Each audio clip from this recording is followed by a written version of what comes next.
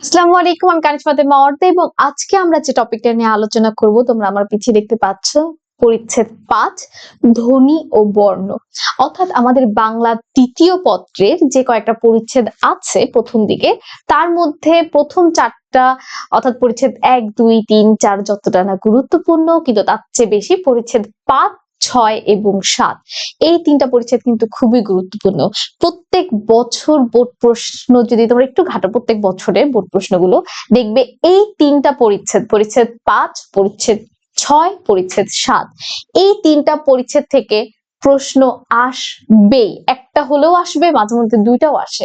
তার মানে এটা খুবই গুরুত্বপূর্ণ। এবং তোমাদের যারা অর্ধবার্ষিক পরীক্ষাও যদি বলে থাকো, যারা ক্লাস 9-এ পড়ো, বা তাদের জন্য কিন্তু এখান থেকে একের অধিক প্রশ্ন আসার সম্ভাবনা আছে। তো যেহেতু এত গুরুত্বপূর্ণ একটা পরিচ্ছেদ, তাই দেখি চলো আমরা এই পরিচ্ছেদে কি কি জানতে পারবো। তার আগে একটু বলে নেই ধ্বনি ও বর্ণ, ঠিক আছে? তোমরা তোমার নামটা জানোই, আমাকে সবাই অর্ধাপু বলেই ডাকতে পারবে। তাহলে দেখো, ধ্বনি ও বর্ণের মধ্যে পার্থক্যটা যদি আমরা একটু জানি, সেক্ষেত্রে আমাদের কাছে একটু ক্লিয়ার হয়ে যাবে। এখন অনেকের কাছে মনে হতে পারে ধ্বনি আর বর্ণ একই জিনিস, অনেকের কাছে মনে হতে পারে যে না, দেখতে এক কিন্তু ধ্বনি ও বর্ণ এক না। কথা হচ্ছে ধ্বনি ও বর্ণের মধ্যে পার্থক্যটা কোথায়। ধরো এখানে আমি লিখেছি স্বরেয়, ঠিক আছে? এখানে আমি লিখেছি স্বরেয়, লিখলে সেটা থাকবে কি বর্ণ। আর যখন আমি স্বরেয়, স্বরে আ, রস্বই, দীর্ঘই, এই যে আমি যে উচ্চারণ করছি, এই উচ্চারণ অংশটাকে বলে ধ্বনি। অর্থাৎ যখন আমি মুখে বলবো, কথা বলার জন্য আমরা যে ব্যবহার করব, সেটা হচ্ছে ধ্বনি। আর এই ধ্বনিটাকেই যখন আমরা লিখার কাজে ব্যবহার করব, অর্থাৎ লিখবো, সেটা হয়ে যাবে বর্ণ। অর্থাৎ যেটা দেখতে একই রকম, একটা হচ্ছে উচ্চারণ আর একটা হচ্ছে না লিখিত রূপ, ঠিক আছে? অর্থাৎ মূলত যদি আমাদের বেশিরভাগ প্রশ্ন আসে যে ভাষার মূল উপাদান কি, সেই ক্ষেত্রে কিন্তু উত্তর ধ্বনি হবে। কেন ধ্বনি হবে দেখো, কারণ এই যে ভাষা, আমরা যে বাঙালি বা অন্য কোনো ভাষার কথা যদি বলো, আমরা প্রথমত ভাষাটাকে কেন ব্যবহার করি? আমরা কি শুরু থেকে, একদম যুগের শুরু থেকে কি আমরা লেখার কাজে ভাষাকে ব্যবহার করি? কখনোই না। আমরা আমাদের মনের ভাব প্রকাশ করার জন্য ভাষাটাকে ব্যবহার করে থাকি। আর মনের প্রকাশ করার জন্য আমরা কিন্তু কখনোই প্রথমে লিখা দিয়ে প্রকাশ করা শুরু করিনি। আগে আমরা মনের ভাব প্রকাশ করার জন্য কথা দ্বারাই শুরু করেছি। অর্থাৎ আমি কাউকে যদি আমার মনের ভাব প্রকাশ করতে চাই, প্রথমত আমি কি কথার দ্বারাই মনের ভাবটা প্রকাশ করা শুরু করেছি। তো যেহেতু শুরুটা হয়েছে ধ্বনি দিয়ে, তাই আমরা যদি বলি ভাষার মূল উপাদান কি, তাহলে সেই ক্ষেত্রে অবশ্যই উত্তর কি হবে? ধ্বনি হবে। যদি এমন হতো যে ধ্বনি অপশনে নেই, সেই ক্ষেত্রে তুমি চাইলে বর্ণ দিতে পারবে, কিন্তু ভাষার মূল উপাদানকে এই জন্যই ধ্বনিকেই ধরা হয়। কারণ আমাদের ভাষার মূল উদ্দেশ্যই হচ্ছে কথা বলা। মনের ভাব প্রকাশ করার জন্য আমরা মূলত কথাটাকেই ব্যবহার করে থাকি বেশিরভাগ ক্ষেত্রে। তো এই জন্য ধ্বনি হচ্ছে ভাষার মূল উপাদান। ধ্বনি ও বর্ণ যদিও সিমিলার, দেখতে একরকম, কিন্তু এই ছোট্ট একটা পার্থক্যের কারণে কিন্তু দুজন আলাদা, ঠিক আছে? তাহলে দেখো, প্রথমে কি দেখতে পাচ্ছি আমরা, বাকযন্ত্রের সাহায্যে উচ্চারিত ভাষার ক্ষুদ্রতম উপাদান হলো ধ্বনি। যে কথাটা আমি তোমাদের কিছুক্ষণ হলো বললাম, কেন এখানে ক্ষুদ্রতম উপাদান বলা হয়েছে সেটা একটু বুঝে দেখো। কারণ আমরা মনের ভাব প্রকাশ করি কি, কারোর সাথে ধরো আমি কথা বলছি, কথা বলার জন্য আমি কি বাক্য ব্যবহার করি, তাই না? এখন এই যে বড় বড় বাক্যগুলো থাকে, এই বাক্যগুলোকে যদি আমি ভাঙলে আমি কি পাবো? এক একটা শব্দ পাবো। ধরো এটাকে তো একটা বাক্য বলা যায়, যে বাকযন্ত্রের সাহায্যে উচ্চারিত ভাষার ক্ষুদ্রতম উপাদান হলো ধ্বনি। এখানে একটা বাক্য, এটা বাক্যটাকে যদি আমি ভাঙি, দেখো এক একটা কি পাবো? শব্দ পাবো। একটা শব্দ হচ্ছে বাকযন্ত্র, একটা হচ্ছে সাহায্য, উচ্চারিত ভাষার ক্ষুদ্রতম উপাদান। অর্থাৎ বাক্যকে ভাঙলে অনেকগুলো ছোট ছোট শব্দ পাওয়া যায়। এখন আমি আবার যদি শব্দকেও ভাঙি, শব্দকে ভাঙলে কি পাওয়া যাবে দেখো, উপাদান শব্দটাকে ধরো যদি আমি ভাঙি, তাহলে দেখো আমি কি কি পাচ্ছি? রস্যু পাচ্ছি, প পাচ্ছি, আকার পাচ্ছি, দান পাচ্ছি। তো ছোট ছোট ছোট ছোট ছোট কি পাচ্ছি? ধ্বনি পাচ্ছি। আবার উপাদানের যে আমি ধ্বনি পেয়েছি, সেটাকে আবার যদি আমি ভাঙার চেষ্টা করি, রস্যুটাকে যদি আমি ভাঙার চেষ্টা করি, সেটাকে কিন্তু আর ভাঙা সম্ভব হচ্ছে না। অর্থাৎ প্রথমে বাক্যকে ভেঙে শব্দ পাচ্ছি, শব্দকে ভেঙে ধ্বনি পাচ্ছি, কিন্তু ধ্বনিকে ভাঙা কিন্তু আর যাচ্ছে না। এই জন্যই বলা হয়েছে বাকযন্ত্রের সাহায্যে উচ্চারিত ভাষার ক্ষুদ্রতম উপাদান হচ্ছে ধ্বনি। ক্ষুদ্রতম বলার কারণটা কি? কারণ ধ্বনিকে তার ভাঙা যাচ্ছে না, এটাই সবচেয়ে ছোট ভার্সন। আমাদের মনের ভাব প্রকাশ করার জন্য আমরা যে ভাষাটা ব্যবহার করে থাকি, তার মধ্যে সবচেয়ে ছোট ভার্সনটাই হচ্ছে আমাদের কি? ধ্বনি। আর সবচেয়ে বড় হচ্ছে কি? বাক্য। তাহলে আশা করি তোমরা ধ্বনিটা কি এটা তোমাদের মনে থাকবে, ঠিক আছে? তাহলে এরপর দেখো, ধ্বনির নির্দেশক প্রতীককে কি বলে? বর্ণ বলে। ধ্বনির নির্দেশক প্রতীককে কি বলে? বর্ণ বলে। অর্থাৎ নির্দিষ্ট করে লেখার জন্য আমরা কি ব্যবহার করে থাকি? বর্ণকে ব্যবহার করে থাকি। বাংলায় বর্ণমালায় মোট বর্ণের সংখ্যা হচ্ছে 50টি।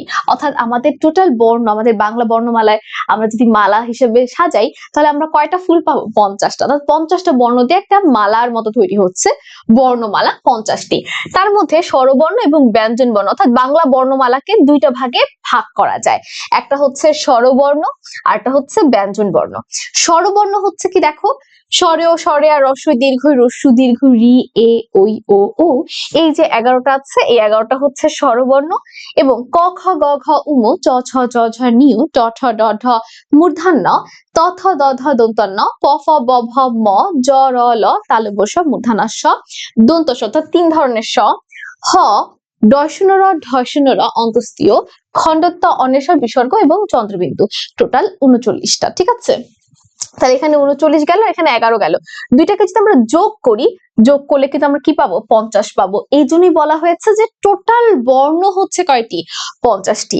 আমাদের বাংলা বর্ণমালায় সব মিলিয়ে বর্ণ হচ্ছে 50টি, স্বরবর্ণ হচ্ছে 11টি এবং ব্যঞ্জন বর্ণ হচ্ছে 39টি।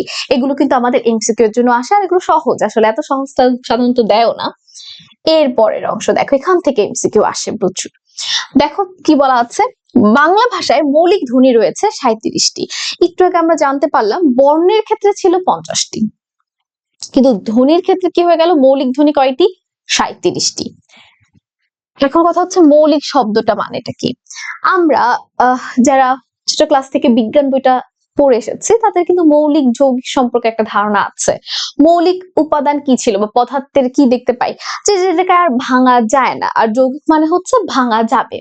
তো মৌলিক হচ্ছে যে সকল ধ্বনিকে আর ভাঙা সম্ভব না, সে সকল ধ্বনিকে কি বলা হয়? মৌলিক ধ্বনি বলা হয়। দেখো মৌলিক ধ্বনি কয়টি? টোটাল মৌলিক ধ্বনি হচ্ছে 37টি। এই জায়গাটাতেই ছাত্রছাত্রীরা একটু কনফিউজ হয়ে যায়, আর ইচ্ছাকৃতভাবে টিচাররা এই জায়গাটা যেহেতু একটু ভুল করার সম্ভাবনা আছে, এই জায়গা থেকে এই জন্যই প্রশ্নটা দেয়। মাঝে মধ্যে দেখবে পরীক্ষার হলে পাবে মৌলিক ধ্বনি কয়টি। যখন থাকবে মৌলিক ধ্বনি কয়টি, সেই ক্ষেত্রে কিন্তু আমাদের উত্তরটা কি হবে? মৌলিক ধ্বনির ক্ষেত্রে উত্তরটা হয়ে যাবে 37টি। কিন্তু যদি বলা হয় মৌলিক স্বরধ্বনি কয়টি, মৌলিক স্বরধ্বনি কিন্তু হয়ে যাবে 7টি। এই প্রশ্নটি সবচেয়ে বেশি আসে।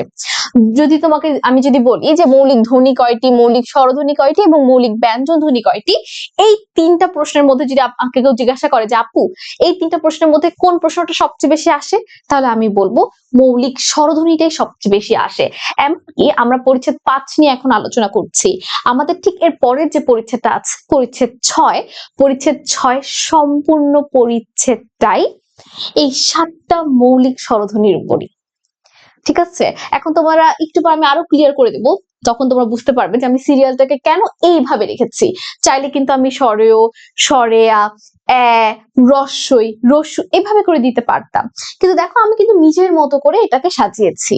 তোমাদের বই পরিচ্ছেদ 5 যা আছে, 5 নম্বর পরিচ্ছেদে কিন্তু বইয়ের মধ্যে এই সিরিয়ালটা দেওয়া নেই।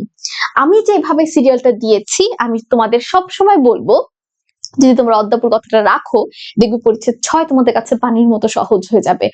এই সিরিয়ালটা যদি তোমরা এইভাবে ফলো করো তাহলে। ঠিক আছে, তো দেখো আমাদের সবচেয়ে বেশি প্রশ্ন আসে মৌলিক স্বরধ্বনি থেকে।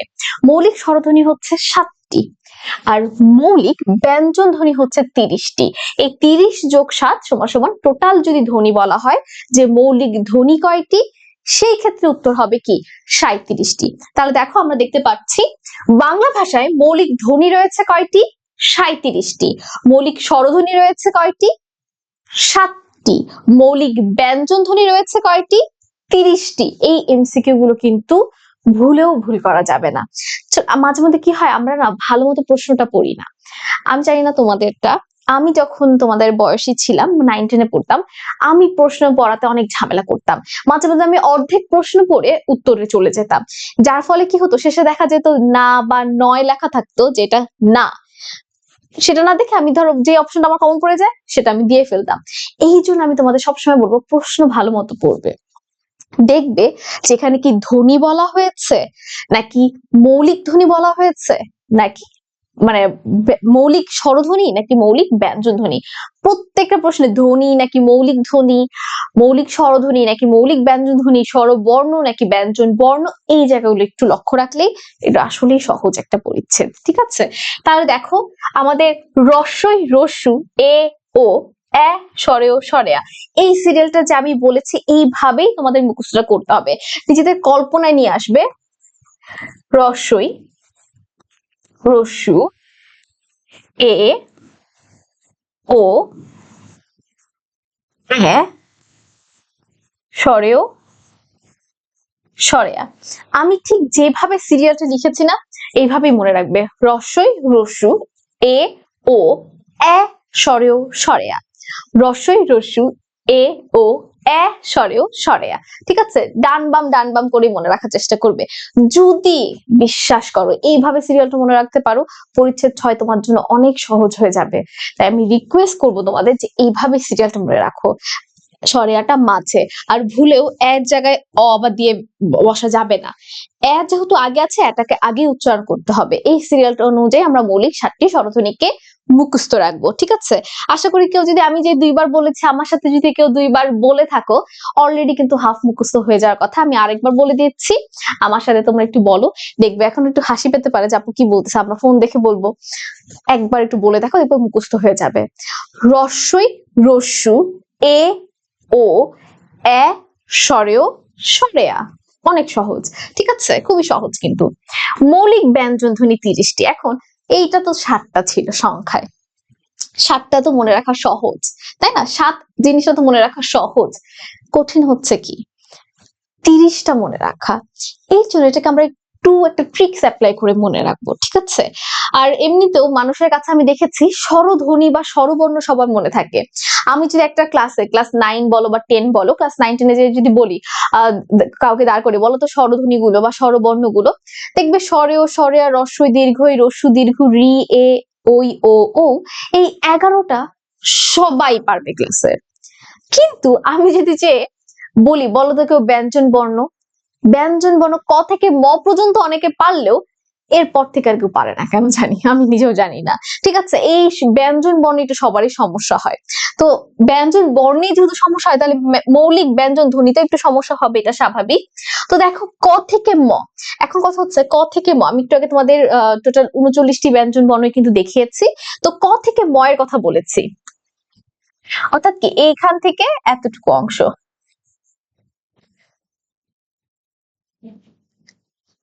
ক খ গ ঘ উম, এখানে হচ্ছে 5টা। চ ছ জ ঝ নিয়, এখানে হচ্ছে 5টা। ট ঠ ড ঢ মূর্ধন্য 5টা। ত থ দ ধ দন্তন্য 5টা। প ফ ব ভ ম 5টা। অর্থাৎ দেখো 5 5 5 5 এবং 5, অর্থাৎ টোটাল এখানে 25টা আছে। তাহলে ক থেকে ম পর্যন্ত 5 5 5 5 করে 25টা বর্ণ আছে। ঠিক আছে, এবার দেখো এখানে কি লিখেছি আমি, ক থেকে ম এর মধ্যে নিয় এবং মূর্ধন্যকে যদি আমরা বাদ দিয়ে দেই, তাহলে 25টা বর্ণ ছিল। ঠিক আছে, আমি জানি ক থেকে, আমি তোকে তোমাদের গুনিয়ে আনলাম যে ক থেকে ম পর্যন্ত 5টা 5টা করে গুনতে গেলে আমরা দেখলাম 25টা বর্ণ আছে। 25টা বর্ণ থেকে আমি কয়টা বর্ণকে বাদ দিব? 2টা বর্ণকে বাদ দিব। তাহলে 25 থেকে যদি আমি 2 বাদ দিই, 23টি থাকে। তো আমাদের 30টার মধ্যে 23টা তো মুখস্থ রাখাটা সহজ, কারণ ক থেকে ম পর্যন্ত কিন্তু আমাদের মনে থাকে, তাই না? ক খ গ ঘ উম, এই 5টা তো সবার মনে থাকে। চ ছ ক খ গ ঘ উম, চ ছ জ ঝ নিয়, ট ঠ ড ঢ মূর্ধন্য, ত থ দ ধ দন্তন্য, প ফ ব ভ ম। এই 25টা কিন্তু মনে রাখা সহজ। কেউ যদি এমনও হয়ে থাকে যে ভুলে গেছো, যারা ক্লাস 9 এ 10 এর তো তাও 9 এর বইটা একবার পড়েছো, যারা ভুলেও গেছো তারা যদি 1 2 বার একটু দেখো, ক থেকে ম পর্যন্ত মনে রাখাটা সহজ। তাহলে 25টা থেকে আমি 2টাকে বাদ দিব, কাকে কাকে বাদ দিব? নিয় এবং মূর্ধন্যকে আমি বাদ দিয়ে দিলাম। ঠিক আছে, তাহলে থাকলো 23টা। আর 23টা মুখস্থ হয়ে গেল আমাদের, তার মানে বাকি থাকে কি 7টা বাকি থাকে। এখন দেখো 3 ধরনের র, আমাদের বাংলা বর্ণমালাতে 3টা ধরনের র আছে। একটা হচ্ছে বয়শূন্য র, একটা হচ্ছে ডয়শূন্য র, আর একটা হচ্ছে ঢয়শূন্য র। 3 ধরনের র। 2 ধরনের স, তালব্য স, দন্ত স, হ আর ল যুক্ত করে দিলে হয়ে গেল আরো 7টা। 3 ধরনের র 2 ধরনের স 5টা, আর হ এবং ল, হ এবং ল, ঠিক আছে, হ এবং ল টোটাল হয়ে গেল 7টা। তাহলে 23 যোগ 7 আমরা যদি যুক্ত করি হয়ে গেল 30টা। আশা করি এখন তোমাদের আমাদের মৌলিক ব্যঞ্জন ধ্বনি যে 30টা আছে এই 30টা মনে থাকবে, ঠিক আছে। আশা করি এখন আর 30টা মনে রাখা কঠিন হবে না, খুবই সহজ। ক থেকে ম পর্যন্ত দুটাকে বাদ দিয়ে দিলাম, নিয় এবং মূর্ধন্য কে পরপর দুটোই আছে নাসিক্যর, তাহলে নিয় এবং ন বাদ হয়ে গেল, বাকি থাকলো 7টা। 3 ধরনের র, ডয়শূন্য র, বয়শূন্য র, ঢয়শূন্য র, 2 ধরনের স, তালব্য স, দন্ত স, হ এবং ল, খুবই সহজ, ঠিক আছে। আর এটা কিন্তু ভুল করা যাবে না, রস্বই রস্যু এ ও এ, স্বরেও স্বরেয়া। এরপর দেখো, এতটুকু অংশ তো আশা করি তোমরা সবাই ভালো মতো বুঝতে পেরেছো। আমি চেষ্টা করছি বারবার করে বলার, যেন তোমাদের একদম মাথায় সেট হয়ে যায়, তোমরা যেন বই খুলে আমার কথা মনে পড়ে যায়, আমার আওয়াজ তোমাদের কানে বাজতে থাকে, এতবার বলতেছি তাই, ঠিক আছে। যে বই খুলবা বলবো যে আরে অধ্যাপক আওয়াজ শুনতে পাচ্ছি, এরকম যেন মনে হয়, ঠিক আছে। তাহলে দেখো, মূল বর্ণ ছাড়া বাংলা বর্ণমালায় আরো কিছু বর্ণ রয়েছে, অর্থাৎ মূল বর্ণ সম্পর্কে তো আমরা সব জানি, এখন আমরা মূল বর্ণ নিয়ে আর আমাদের কোনো সমস্যা নাই। এখন আবার তারা কি বললো, এক্সট্রা আরো কিছু জিনিস আছে, কার বর্ণ, অনুবর্ণ, যুক্ত বর্ণ, সংখ্যা বর্ণ। এখন দেখো কার বর্ণটা কি, স্বরবর্ণের সংক্ষিপ্ত রূপকে কার বলে, ঠিক আছে। আমরা জানি স্বরবর্ণ ছিল 11টি আর কার বর্ণ হচ্ছে 10টি। কেন এখানে 10টি? কারণ আমাদের যে প্রথম স্বরবর্ণটা আছে স্বরেয়, যেটা দিয়ে আমার নাম, এই স্বরেয়র নিজস্ব কোনো কার বর্ণ নেই, অকার বলতে কোনো কার হয় না। আকার আছে, রস্যিকার আছে, দীর্ঘিকার, রস্যুকার, দীর্ঘকার, রিকার, একার, ঐকার, ওকার, ঔকার, প্রত্যেকটারই কার বর্ণ আছে, কার আছে, শুধুমাত্র কার নেই কার, স্বরেয়, ঠিক আছে। স্বরেয় অর্থাৎ আমার নাম যেটা দিয়ে, তার কোনো কার হয় না। এরপর দেখো যুক্ত বর্ণ। আচ্ছা, তাহলে এখানে দেখো আমাদের অনুবর্ণ নিয়ে আমি একটু আলোচনা করে দেই। অনুবর্ণ হচ্ছে কি, এটা তো আমরা জানতে পেরেছি স্বরবর্ণের যে সংক্ষিপ্ত রূপ সেটা হচ্ছে আমাদের কার, যেটা হচ্ছে 10টি, আর অনুবর্ণটা হচ্ছে ব্যঞ্জন বর্ণের জন্য, ঠিক আছে। ব্যঞ্জন বর্ণে যা যা থাকে সেগুলো হচ্ছে অনুবর্ণ। এই ব্যঞ্জন বর্ণের সংক্ষিপ্ত রূপ বা বিকল্প রূপকে বলা হয় অনুবর্ণ, বিকল্প রূপটাই আসলে পারফেক্ট, তাই ব্যঞ্জন বর্ণের বিকল্প রূপকে বলা হয় অনুবর্ণ। এই অনুবর্ণের মধ্যে আমাদের একটা অংশ হচ্ছে ফলা, ঠিক আছে। এই অনুবর্ণের মধ্যে আমাদের একটা অংশ হচ্ছে কি ফলা। এখন কথা হচ্ছে ফলাটা না বেশিরভাগ মানুষরা মনে রাখতে পারে না, কেন মনে রাখতে পারে না সেটা আমি নিজেও বুঝি না। কার চিহ্ন 10টা, এই 10টা সবার মনে থাকে, ফলা হচ্ছে মাত্র 6টি। ফলা হচ্ছে কয়টি? 6টি। এই 6টি কারো মনে থাকে না, ঠিক আছে। কার চিহ্ন দেখো, আকার, রস্যিকার, দীর্ঘিকার, এগুলো আমরা আসলে এত বেশি ব্যবহার করি, এই 10টা আমাদের মনে থাকে। আর স্বরবর্ণ সবার যেহেতু মনে থাকে তাই একটা বাদ দিলে বাকি 10টাও সবার মনে থাকে। কিন্তু ফলা যে 6টি, এই 6টি ফলা অনেকেই মনে রাখতে পারে না, যার জন্য আমি তোমাদের এখন একটা ছোট ট্রিক্স শিখিয়ে দিব, যার মাধ্যমে ফলা তোমাদের একদম মুখস্থ হয়ে যাবে। দেখো আমি লিখে দিচ্ছি,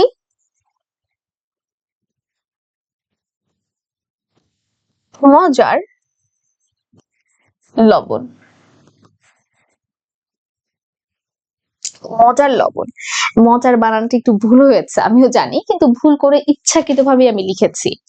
এই মজার লবণের মধ্যে ম ফলা, জ ফলা, র ফলা, ল ফলা, ব ফলা, ন ফলা, টোটাল 6টা ফলা লুকিয়ে আছে, ঠিক আছে। ম ফলা, জ ফলা, র ফলা, ল ফলা, ব ফলা, ন ফলা, ঠিক আছে। মজার লবণ, এই মজার লবণ দ্বারা আমরা এখন থেকে 6টা ফলাকে কিন্তু খুব সহজে মনে রাখতে পারবো। ম ফলা, জ ফলা, র ফলা, ল ফলা, ব ফলা, ন ফলা। আচ্ছা, এবার আমরা যুক্ত বর্ণ চলে আসি। যুক্ত বর্ণ হচ্ছে 2 রকমের, একটা হচ্ছে স্বচ্ছ আর একটা হচ্ছে অস্বচ্ছ যুক্ত বর্ণ। স্বচ্ছ যুক্ত বর্ণ, স্বচ্ছ মানেটা কি? স্বচ্ছ মানে একদম যেটা দেখে, অর্থাৎ আয়না স্বচ্ছ, যেটা দেখলে একদম সামনে কি আছে আমরা মানে যা দেখতে চাচ্ছি আমরা সেটাই দেখতে পাবো, কোনো দাগ টাগ বা কোনো কিছু এক্সট্রা অ্যাড হবে না, একদম স্বচ্ছ। অনেক সময় বলা হয় স্বচ্ছ মন, যে মনে কোনো দাগ নেই, কোনো ঝামেলা নেই, খুব সহজ সরল, ঠিক আছে? তো স্বচ্ছ যুক্ত বর্ণটাও ঠিক একইভাবে খুব সহজ সরল যুক্ত বর্ণ, যেটাকে দেখেই আমরা বুঝতে পারবো যেটার মধ্যে আসলে কি আছে। যেমন ধরো কয়ট, কয়টকে যদি আমি ভাঙি, কয়টকে ভাঙলে যে ক যোগ ট পাওয়া যায়, সেটা একটা ছোট বাচ্চাও বলতে পারবে, তার 9-10 উঠা লাগবে না এটা বলতে। তারপর নয় ন, ডয় ড, ডয় ডকে ভাঙলে যে ড যোগ ড পাওয়া যাবে, এটাও একটা ছোট বাচ্চাই জানে।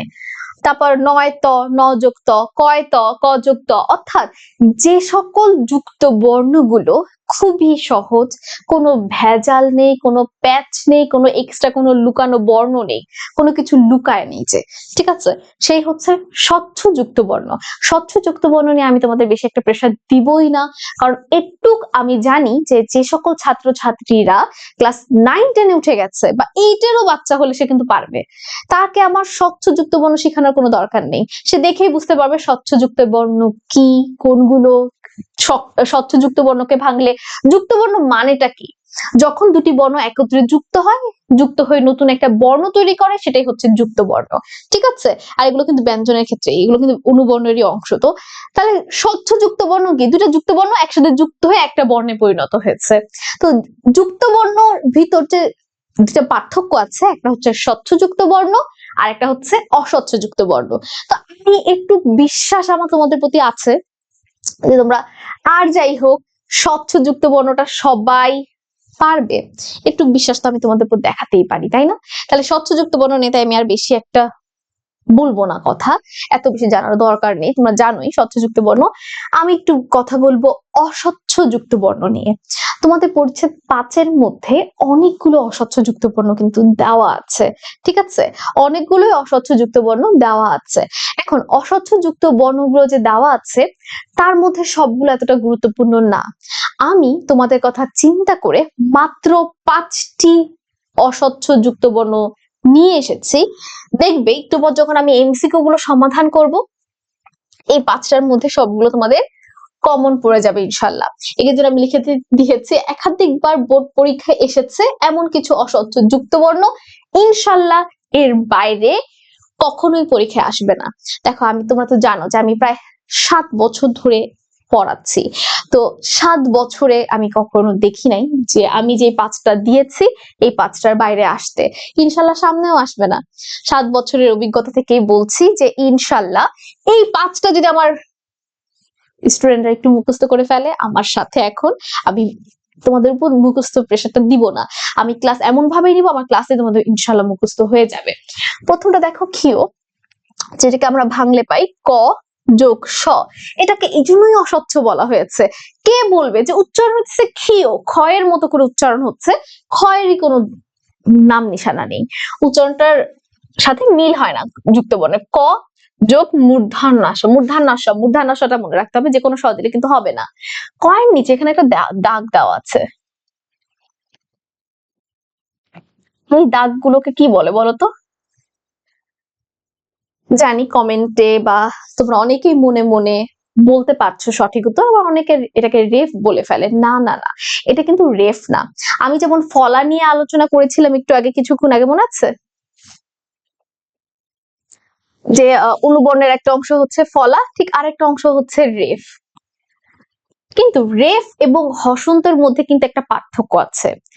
রেফ হচ্ছে কি, রেফ হচ্ছে আমাদের শব্দের উপরে বসে, আর হসন্ত আমরা দেখে এসেছি কি শব্দের নিচে, ঠিক আছে, এটাকে বলে হসন্ত। এখন কথা হচ্ছে হসন্তটা আমরা দেই কেন?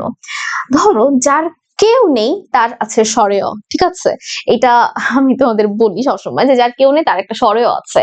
যখন আমরা দেখতে পাবো একটা শব্দের মধ্যে, একটা ইয়ার মধ্যে হসন্ত দেওয়া আছে, তার মানে এখানে কি আছে? এখানে স্বরেয়। আচ্ছা এরপর দেখো ক্ষীয়, ক যোগ মূর্ধন্যাস, ক যোগ মূর্ধন্যাস একাধিকবার বোর্ড পরীক্ষায় এসেছে এমন কিছু অস্বচ্ছ যুক্ত বর্ণের মধ্যে এই 5টা দেখো। এরপরটা দেখো, আচ্ছা তার আগে একটু তোমাদের একটু একটা জিনিস চিনাবো আজকে, ঠিক আছে? ধরো এই যে ক, ক লিখলাম বা ফ লিখলাম, এই অংশগুলোকে কি বলে, কেউ কি বলতে পারবে? এই যে এই অংশগুলাকে বলা হয় আকরি। লিখে দিই, তোমরা আসলে তোমাদের জন্য নতুন এই শব্দগুলো, লিখে দিলে তোমাদের কাছে একটু সহজ হবে। এগুলোকে বলা হয় আকরি। কি বলা হয়? আকরি। আর এই যে অংশটা দেখতে পাচ্ছ না, একই কালিতে দিলে তোমরা বুঝতে পারবে না, একটু ভিন্ন কালি ব্যবহার করি। এই অংশটাকে বলা হয় জোড়া আকরি।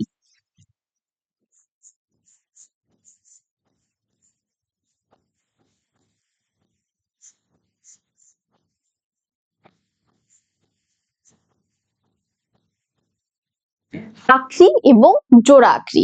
কেন আকরিটাকে চিনালাম? কারণ এখানে প্রত্যেকটাতে আকরি আছে তো, সরি জোড়া আকরি আছে তো। তো জোড়া আকরি না চিনলে তোমাদের এখানে আমার একটু ঝামেলা হয়ে যাবে, ঠিক আছে? যে কোথায় নিয় আগে বসবে, কোথায় নিয় পরে বসবে, কোথায় জ আগে বসবে এবং কোথায় জ পরে বসবে, এটা চিনানোর জন্য আমাদের জোড়া আকরিটা চিনতে হবে। তো আশা করি তোমরা জোড়া আকরিটাকে চিনতে পেরেছো। এটা তো হ যোগ ম, এটা তো উচ্চারণ দেখে বোঝা যায়, তাই না? আমরা ব্রহ্মপুত্র বলি, হ যোগ ময়ের মতো উচ্চারণ এটা। তো এখানে দেখো আকরিটা মাঝামাঝিতে আছে, অর্থাৎ শেষে, লেজ ধরা যায়, তাই এখানে মূর্ধন্যটা শুরুতে হবে, নটা শেষে হবে। এখানে আকরিটা কোথায় আছে? মাথায় আছে। যখন আকরি মাথায় থাকবে সেই ক্ষেত্রে নিয়টা হবে শুরুতে, আর যখন আকরিটা লেজে থাকবে তখন নিয়টা হবে শেষে। এটাই হচ্ছে আমাদের 4 এবং 5 নম্বরের মধ্যে পার্থক্য। আকরি, জোড়া আকরি, সরি আকরি না, জোড়া আকরির উপর পার্থক্যটা হবে। জোড়া আকৃতিটা যদি মাথায় থাকে নিয়টা হবে শুরুতে, জোড়া আকৃতিটা যদি লেজে থাকে নিয়টা হবে শেষে। এই পার্থক্যটা একটু মনে রাখবে, কারণ প্রচুর এমসিকিউ আসে এই যুক্ত বর্ণ থেকে, স্বচ্ছ যুক্ত বর্ণ থেকে এমসিকিউ বেশি একটা দেয় না। বেশিরভাগ এমসিকিউই আসে আমাদের অস্বচ্ছ যুক্ত বর্ণ থেকে। এই জন্য এই জোড়া আকৃতিটা মনে রাখবা। যদি জোড়া আকৃতি মাথায় থাকে তাহলে কি হবে? মাথায় থাকলে এটা আগে আসবে, নিয় আগে আসবে। আর জোড়া আকৃতি শেষে থাকলে ইওটা কি হবে? শেষে হবে। খুবই সহজ, ঠিক আছে? আচ্ছা, এরপর আমরা চলে আসলাম আমাদের এমসিকিউ তে। ঠিক আছে, আমি এতক্ষণ তোমাদের বেসিক নিয়ে আলোচনা করেছি। আমাদের পরিচ্ছেদ 5 ধ্বনি ও বর্ণের মধ্যে যেই গুরুত্বপূর্ণ লাইনগুলো আছে, গুরুত্বপূর্ণ বাক্যগুলো আছে, সেই বাক্যগুলো নিয়ে আমি তোমাদের সাথে আলোচনা করেছি। আর এখন আমরা দেখব যে আসলেই কি আমি তোমাদের ঠিক মতো তোমাদের কাছে এটা উপস্থাপন করতে পেরেছি কিনা। এমসিকিউ যদি সমাধান করি তাহলে আমরা বুঝতে পারবো। আর অন্যান্য সাবজেক্টের চেয়ে বাংলা সেকেন্ড এমসিকিউটাই বেশি গুরুত্বপূর্ণ। আমাদের গ্রামার অংশ থেকে কিন্তু আর কিছু আসে না। যেমন বাংলা প্রথমে গদ্যটা শুধুমাত্র তুমি এমসিকিউর জন্য শেখো না, তোমার সেখান থেকে সৃজনশীল প্রশ্ন অ্যান্সার করতে হয়। কিন্তু বাংলা সেকেন্ডে কিন্তু কি সম্পূর্ণটাই আমাদের গ্রামার অংশ, সম্পূর্ণটাই আমাদের এমসিকিউ এর জন্য পড়তে হয়। তো আমি এমসিকিউ এর জন্য যে লাইনগুলো গুরুত্বপূর্ণ ছিল সেগুলো নিয়ে আলোচনা করে দিয়েছি। আশা করি আমি এখন 50টার মতো এমসিকিউ সমাধান করাবো, কারণ সেকেন্ড পেপার এমসিকিউ ছাড়া কিছুই নেই, এটা এখান থেকে তার সৃজনশীল আসে না। তো এমসিকিউ আমাদের বেশি ফোকাস করতে হবে, তাই না? বেশি গুরুত্ব দিতে হবে। এই জন্য আমি 50টার মতো এমসিকিউ এখন সমাধান করাবো। ইনশাল্লাহ এই চাপটা তোমাদের কাছে পানি পানি হয়ে যাবে। 50টা এমসিকিউ এখন সমাধান করার পর আমার বিশ্বাস, আমার স্টুডেন্টরা এই ক্লাসটা শেষ করার পর তাদের পরিচ্ছেদ 5 থেকে যেখান থেকে প্রশ্ন করা হবে তারা সঠিক উত্তরই দিবে। তাহলে দেখো, প্রথম প্রশ্নটা, লাল ব্যবহার করি, লাল আমার সাথে কালো সবচেয়ে পছন্দ, কিন্তু এখানে তো বোর্ড কালো, দেখা যাবে না। তাহলে দেখো, বাংলায় মৌলিক স্বরধ্বনি কয়টি? লক্ষ্য করো, শুধু কিন্তু স্বরধ্বনি না, বলা হয়েছে মৌলিক স্বরধ্বনি। তাহলে উত্তরটা কি হবে? 6, 7, 10, 11। অনেক সময় আমরা স্বরধ্বনি দেখে 11 দিয়ে ফেলতে পারি, কিন্তু এখানে কি বলা আছে? মৌলিক স্বরধ্বনি। উত্তর হবে 7। রস্বই, আমি একটু লিখে দিই, এই জিনিসটা যাই তোমাদের মুখস্থ হয়ে যায়, আমি যাই। রস্বই, রস্যু, এ, ও, এ, স্বরেও, স্বরেয়া। রস্বই, রস্যু, এ, ও, এ, স্বরেও, স্বরে। এরপর দেখো, নিচের কোনটি মৌলিক স্বরধ্বনি? আমি কিছু ভালোই হলো, কিছুক্ষণ আগে আমি তোমাদের লিখে দিলাম, তাই না? বলো, রস্বই, রস্যু, এ, ও, এ, স্বরেও, স্বরেয়া। তাহলে বলো এখানে কোনটা আমাদের মৌলিক স্বরধ্বনি?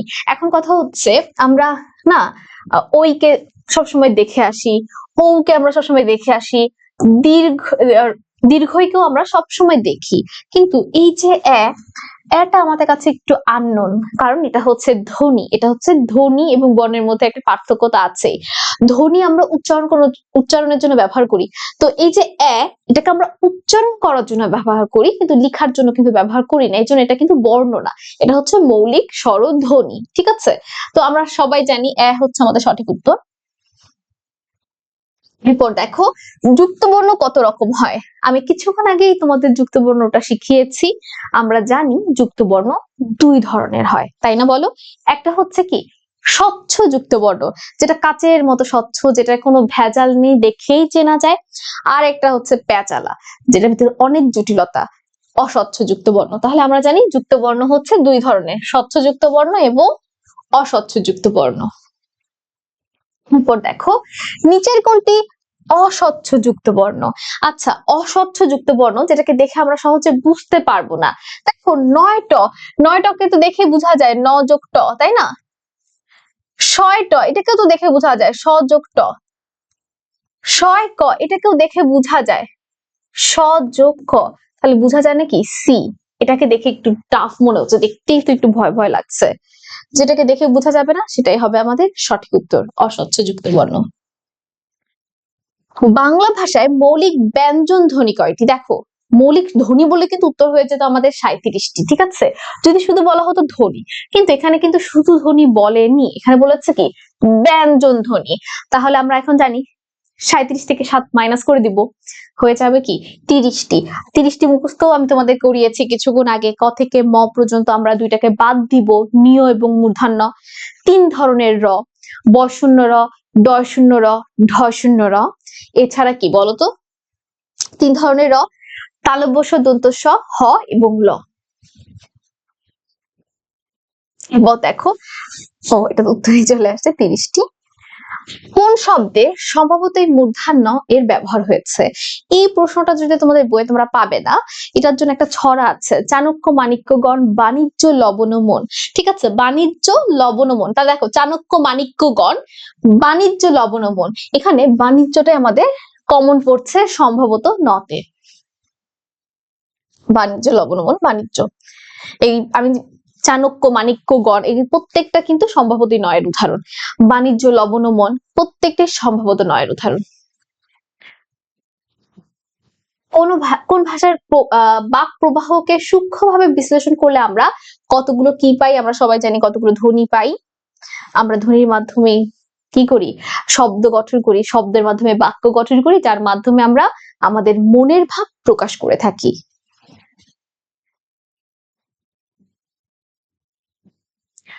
এরপর দেখো এই যে আমাদের এখানে চলে এসেছে আক্রি। এখানে কিন্তু আক্রি দেওয়া আছে। ঠিক আছে, তাহলে খিওকে ভাঙলে আমরা জানি আমরা কি পাই? আমরা সবাই জানি ক যোগ মূর্ধন্য ষ। এটা আমি বলেছিলাম একটু আগে যে আমরা যে 5টি অস্বচ্ছ যুক্ত বর্ণ আমি তোমাদের বলছি, এই 5টি অস্বচ্ছ যুক্ত বর্ণের বাইরে পরীক্ষায় কিন্তু কখনোই আসে না, এটা বলেছিলাম না বলো? এরপর দেখো আবারও চলে এসেছে অঞ্জনা, খঞ্জনা, মুঞ্জনা। তাহলে এখানে দেখো এখানে আমাদের জোড়া আক্রি যেটা আছে, জোড়া আক্রি, এই যে জোড়া আক্রি, এই জোড়া আক্রিটা কোথায় আছে? মাথায় আছে নাকি লেজের কাছে আছে? সেটা একটু দেখতে হবে। দেখো অঞ্জনা, খঞ্জনা, মঞ্জুষা প্রত্যেকটাতে আমাদের জোড়া আক্রি মাথায় আছে। মাথায় থাকলে এটা কি হবে? উত্তরটা বলো তো, সামনে এসে পড়বে। অর্থাৎ মাথায় থাকলে আমাদের ইওটা সামনে হবে। কতটা সহজ হয়ে গেছে দেখেছো? যদি তুমি জোড়া আক্রি না চেনো, আমি যদি না চিনিয়ে ডিরেক্ট বলতাম জোড়া আক্রি মাথায় আছে, তোমরা তো বুঝতাই না যে কি মাথায় আছে। তোমরা অনেকেই আছো এটাকে যে আক্রি বলা হয়, বা এটাকে যে জোড়া আক্রি বলা হয়, তারপর এটাকে যে পাগড়ি বলা হয়, তারপর হইতেছে এই যে এরকম যে থাকে এটাকে যে চৈতন বলা হয়, এটা তোমরা অনেকেই জানো না। তো এটা যদি না জানো, সেক্ষেত্রে আমি যদি তোমাদের বাংলা ভাষা এগুলো ব্যবহার করি, তাহলে তোমাদের কাছে তো এটা তোমরা তো চিনতেই পারবে না। এই জন্য কিন্তু আমি তোমাদের আগে আক্রি এবং জোড় আক্রিটা সম্পর্কে আলোচনা করে দিয়েছি। তো দেখো কোনটি মৌলিক স্বরধ্বনি? আচ্ছা আমরা জানি মৌলিক স্বরধ্বনি রস্বই রস্যু এ ও স্বরে ও স্বরে আ। তাহলে দেখো এইটা তো যৌগিক, এটাও না এটাও না, উত্তর হচ্ছে আমাদের বি, যেটা বললাম সেটাই। 11তে কি দেওয়া আছে? বাক প্রত্যঙ্গজাত ধ্বনির সূক্ষ্মতম মৌলিক অংশ বা একককে কি বলে? আমরা জানি ধ্বনি রিলেটেড ধ্বনি মূল বলে। বাংলা ভাষায় স্বরবর্ণের সংখ্যা কয়টি? আমরা কিন্তু জানি স্বরধ্বনি যদি বলে সেক্ষেত্রে কিন্তু সংখ্যাটা একটু চেঞ্জ হয়ে যায়, কিন্তু এখানে বলা হয়েছে স্বরবর্ণ, যেটা আমাদের কাছে পানির মতো সহজ। এটা যে কেউ পারবে, তাই না? স্বরেয়, স্বরেয়া, রস্য এগুলো সবাই জানি আমরা, 11টি। এরপর দেখো কোন ধ্বনিগুলো উচ্চারণের সময় মুখ গহ্বরের কোথাও বাধা পায় না। দেখো স্বরধ্বনি এবং ব্যঞ্জন ধ্বনির মূল পার্থক্যটাই এখানে। আমাদের তো আসলে এমসিকিউ আসে, আমাদের তার লিখিত আসে না। যদি আমাদের বাংলা সেকেন্ড, বাংলা ফার্স্টের মতো লিখিত আসতো তাহলে কিন্তু এই প্রশ্নটা আমাদের আসতোই, যে আমাদের কোথাও বাধা না পেলে সেটাকে কি বলে? সেটাকে বলে স্বরধ্বনি। আর যখন বাধা পাবে সেটা হচ্ছে ব্যঞ্জন ধ্বনি। এটাই হচ্ছে স্বরধ্বনি এবং ব্যঞ্জন ধ্বনির মধ্যে পার্থক্য। যখন বাতাস কোথাও বাধা পায় না, আমরা তো জানি যে আমরা কিন্তু ফুসফুস থেকে যে বাতাসটা আসে এই বাতাসের মাধ্যমে কথা বলি। তোমরা যদি কখনো মুখের সামনে হাতটাকে রাখো, তোমরা কিন্তু দেখতে পাবে আমাদের হাতে এসে বাতাস বাধা পায়, অর্থাৎ বাতাস দিয়ে যে আমরা কথা বলি সেখান থেকে তোমরা বুঝতে পারবে। তো এই যে বাতাস যখন মুখের কোথাও বাধা পাবে না, একদম সরাসরি চলে আসবে, সেটা হচ্ছে স্বরধ্বনি। আর যখন একটু বাধা পেয়ে আওয়াজটাকে একটু চেঞ্জ করতে করতে আসবে, সেটা হয়ে যাবে ব্যঞ্জন ধ্বনি। এটাই স্বরধ্বনি এবং ব্যঞ্জন ধ্বনির মূল পার্থক্য। এরপর দেখো স্বরবর্ণের পূর্ণরূপ কয়টি? এই জায়গাটাতে একটু ঝামেলা আছে। আমরা সব সময় স্বরবর্ণের সংক্ষিপ্ত রূপ কয়টি, স্বরবর্ণের সংক্ষিপ্ত রূপকে কি বলে, এই প্রশ্ন দেখে দেখে ইউজড টু হয়ে যাই। আমরা যখনই পরীক্ষার হলে দেখি স্বরবর্ণের পূর্ণরূপ, আমরা মাঝে মধ্যে না দেখতেও ভুল করে ফেলি। আমরা ভাবি এখানে বোধহয় সংক্ষিপ্ত রূপের কথা বলা হয়েছে। পূর্ণরূপও যে আমাদের পরীক্ষার প্রশ্নে আসতে পারে, এটা অনেক সময় আমাদের মাথায় আসে না। এই জন্য অনেক সময় কি হয়, আমরা 10টি দিয়ে ফেলি, যে সংক্ষিপ্ত রূপ 10টি। আমরা জানি কার, স্বরবর্ণের সংক্ষিপ্ত রূপকে কি বলে? কার বলে। আর স্বরের কোনো কার নেই, অকার বলতে কোনো কার হয় না, তো আকার, রসিকার, দীর্ঘিকার এগুলোর কথা চিন্তা চলে আসে, আমরা 10টি দিয়ে ফেলি। কিন্তু এখানে কিন্তু সংক্ষিপ্ত রূপের কথা বলা হয়নি, এখানে বলেছে পূর্ণরূপের কথা। পূর্ণরূপের কথা বলে সেই ক্ষেত্রে উত্তর হয়ে যাবে কি 11টি। তখন তো স্বরের তো নিজস্ব একটা পূর্ণরূপ আছে, উত্তর হয়ে যাবে 11টি। এই জন্য আমি সবসময় বলি বাংলা সেকেন্ড আসলে না অনেক সহজ। আমি জানি এটা শুনলে অনেকে বলবে আপু কি বলতেছে, বা আপু হয়তো বা বাংলা সেকেন্ড পড়ায় এই জন্য বাংলা সেকেন্ডকে সহজ বলছে, কিন্তু আসলেই বাংলা সেকেন্ড পেপার অনেক সহজ। কিন্তু এই যে ছোট ছোট ছোট ছোট একটা বিষয় থাকে, এগুলো যদি আমরা একটু লক্ষ্য করতে পারি, দেখবে তখন তার কাছে সহজ হয়ে যাবে। কিন্তু আমরা এই ছোট ছোট বিষয়গুলোই কখনো লক্ষ্য করতে পারি না, আমাদের কাছে এটা চোখেই পড়ে না। এই জন্য আমরা ভুল করে ফেলি এবং আমাদের কাছে বিষয়টাকে কঠিন মনে হয়। দেখবে আমার বিশ্বাস আমি তোমাদের পুরো বইটা তো ইনশাল্লাহ শেষ করে দিব, এরপর থেকে বাংলা থেকে তোমাদের কাছে সহজই মনে হবে, কঠিন আর মনে হবে না। যেমন আজকের ক্লাসটা যে তোমরা এতক্ষণ ধরে দেখছো, তোমাদের কাছে কি কঠিন কিছু মনে হয়েছে? সবই তো পানির মতো সহজ। এরপর দেখো বর্ণ সংক্ষেপ হওয়া সত্ত্বেও নিচের কোনটি বাংলা বর্ণমালায় স্বতন্ত্র বর্ণ হিসেবে স্বীকৃত? আচ্ছা দেখো, এটাকে বর্ণ সংক্ষেপ হিসেবে কাউন্ট করা হয়, সেটা হচ্ছে খণ্ডত্বকে। খণ্ডত্বকে এখন আর আমাদের বাংলা বর্ণমালায় কাউন্টটা করাও হয় না যদিও। তো বলা হচ্ছে কি যে বর্ণ সংক্ষেপ, এটা কিন্তু পুরোপুরি বর্ণ না, বর্ণ সংক্ষেপ হওয়া সত্ত্বেও এটাকে বাংলা বর্ণমালায় স্বতন্ত্র বর্ণ হিসেবে স্বীকৃত দেওয়া হয়েছে। আমরা জানি 39টার মধ্যে তো আমরা খণ্ডত্বকে দেখেছি, তার মানে এটা স্বীকৃতি প্রাপ্ত বর্ণ, কিন্তু আবার এটা আসলে বর্ণ সংক্ষেপ। বাংলা ভাষায় মাত্রাহীন বর্ণ কয়টি? দেখো অর্ধমাত্রা হচ্ছে 8টি, মাত্রাহীন হচ্ছে 10টি, পূর্ণ মাত্রা হচ্ছে 10+8, তাহলে বাকি যে থাকে কোথায় 32টি, 32, 8, 10 টোটাল 50টি না, তাহলে 8, 10 এবং 32। এর উত্তরটা কি হবে? মাত্রাহীন বর্ণ হচ্ছে 10টি, মাত্রাহীন হচ্ছে কয়টি? 10টি, অর্ধমাত্রা হচ্ছে 8টি এবং তোমার হচ্ছে পূর্ণ মাত্রা হচ্ছে 32টি। তাহলে আমরা যদি একটু যোগ করি তাহলে 8+10 হচ্ছে 18, 18 যোগ 32 হচ্ছে 50। টোটাল বর্ণমালায় বর্ণ সংখ্যা হচ্ছে 50টি। এভাবে করে হিসেব বের করতে পারবো আমরা। আচ্ছা এরপর দেখো ব্রহ্মপুত্র, আমরা জানি হ যোগ ম, এটা উচ্চারণেই বোঝা যায় কিন্তু, ঠিক আছে? আর আমি কিছুক্ষণ আগে তোমাদের যে 5টা অস্বচ্ছ যুক্ত বর্ণ দিয়েছিলাম, দেখো এখন পর্যন্ত কিন্তু আমরা প্রায় 17টা এমসিকিউ সমাধান করে ফেলেছি। 17টা এমসিকিউ এর মধ্যে কোথাও কিন্তু আমি যে 5টা দিয়েছি সেটার বাইরে আসেনি। আচ্ছা এরপর দেখো সঞ্চয় শব্দের যুক্ত বর্ণ গুলো কি কি? আচ্ছা দেখো এখানে একটু লক্ষ্য করো, এখানে কি আমাদের যে জোড়া আকৃতিটা কোথায় আছে?